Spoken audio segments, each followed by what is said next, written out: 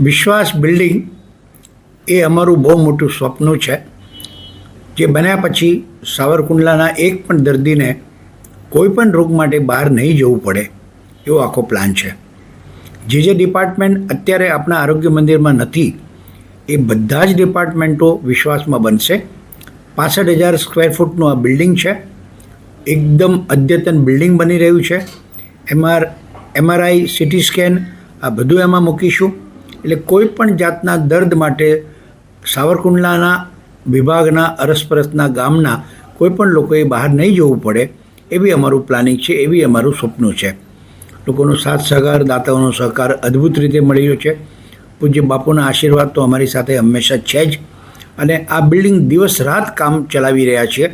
દર્દીઓને ડિસ્ટર્બ ન થાય એ રીતે કામ રાત્રે પણ ચાલે છે. એટલે અમારું પ્લાનિંગ એ છે કે 2027ના માર્ચમાં આને લોકાર્પણ આ બિલ્ડિંગને કરીએ, જેમાં હૃદયરોગ ડિપાર્ટમેન્ટ હશે, ન્યુરોલોજી પણ હશે.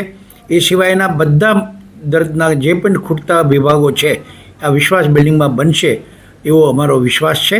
અને સમયસર અદ્ભુત કામ કરી રહ્યા છીએ અને આપ સૌના સહકારની અપેક્ષા સાથે. ધન્યવાદ. Thank you. સાવરકુંડલા ખાતે લલ્લુભાઈ શેઠ આરોગ્ય મંદિરમાં વિદ્યાગુરુ ફાઉન્ડેશન તરફથી જે નવા હોસ્પિટલ બિલ્ડિંગનું જે નિર્માણ થઈ રહ્યું છે તે અમો મનસુખભાઈ ડોબરિયા, જે આવકાર કન્સ્ટ્રક્શન સુરતને 15 મહિનાની અંદર કામ પૂરું કરવા માટે સોંપવામાં આવેલું છે, જે અંતર્ગત 20 ઓગસ્ટથી કામ ચાલુ કરવામાં આવેલું છે.